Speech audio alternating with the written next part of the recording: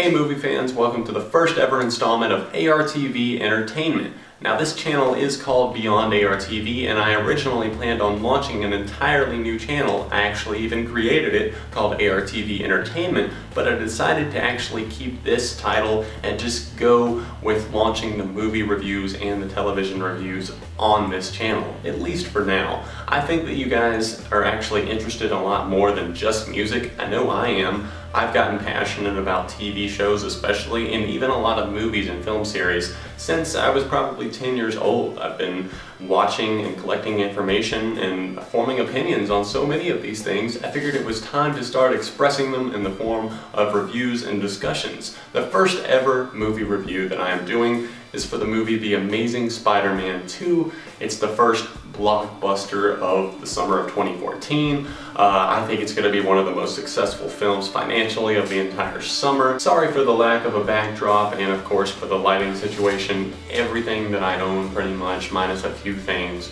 are 4 hours away from me. I'm in the process of moving, so please bear with me and make sure you hit the like button on this review and check me out on Twitter and Facebook. My first ever review, like I said, a movie review at least, is for The Amazing Spider-Man 2, released in the United States on May 2nd. I got the opportunity to see the film on May 2nd, its release date, and I have to say that I went into the film with kind of low expectations. I did not enjoy Andrew Garfield as Spider-Man that much in the first film. I thought that he came off a bit too arrogant, kind of that douchebag type feel. Our story actually begins with an introduction to Peter Parker's parents. Say that 5 times fast. Peter has always questioned his parents' reasoning for leaving him behind as a child, and now Sony has decided to satisfy that curiosity with a backstory that actually ties his father to Oscorp. The revelations revealed in that opening scene, as cheesy as it may have been, and the whole file upload thing and the fight on the plane, well, it does actually end up playing a major part in the rest of the film as it's kind of referenced, and it actually helps Peter finally discover exactly who he is and why the way he is. Spider-Man. This film is absolutely beautiful to look at, full of amazing cinematography, slow motion captures, etc. The film is a vast improvement over its predecessors in terms of visuals, action sequences, and even the acting itself. The characters in this installment are, for the most part, believable. That's something I think is very hard to come by in the superhero genre. Andrew Garfield is the actor I'd like to highlight in particular, as I found myself enjoying him much more this time around as Spider-Man. Like I said, the first time around he just kind of put off that douchey kind of tough guy type feel, and he was supposed to be more of a dork. But this time around, I felt like they got the dorky side of things right. No more of the awkwardly long stutters this time around. Just,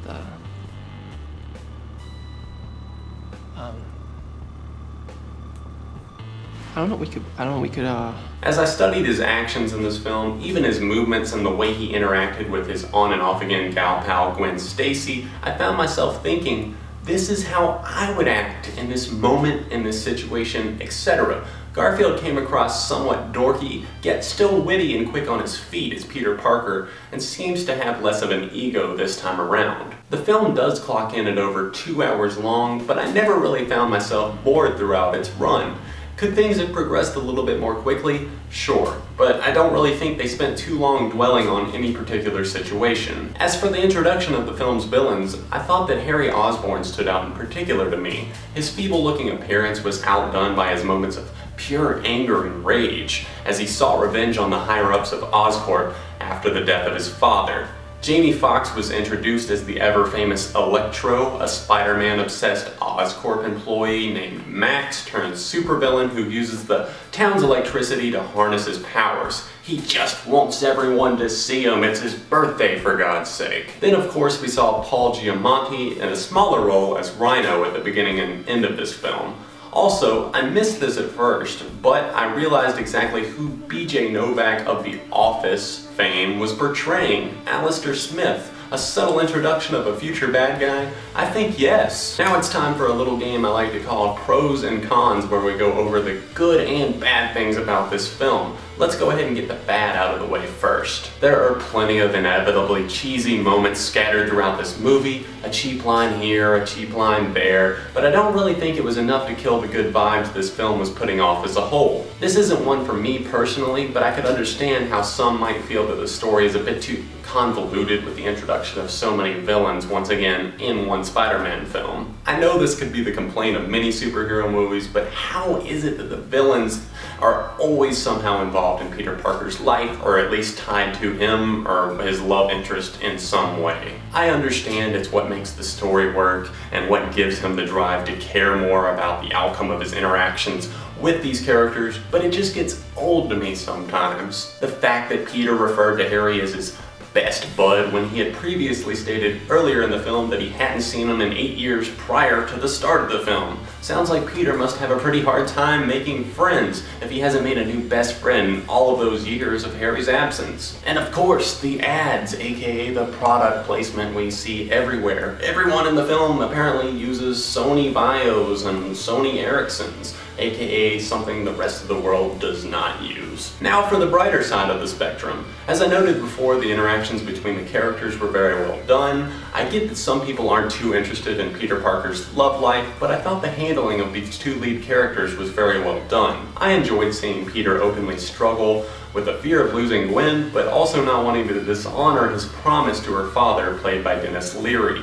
He actually appears as a ghostly apparition that Peter's imagination sees to remind him to stay away from Gwen, like he promised he would for her safety. The cab driver that looked and acted a whole lot like Danny DeVito. The hilarious interaction between Peter and his Aunt May, played by Sally Field. She comments that there's something on his face, and he responds by saying that he was cleaning the chimney. She reminds him that they don't have a chimney, and then Peter responds to her with the funniest moment of the entire film. Just the way he says, "What?"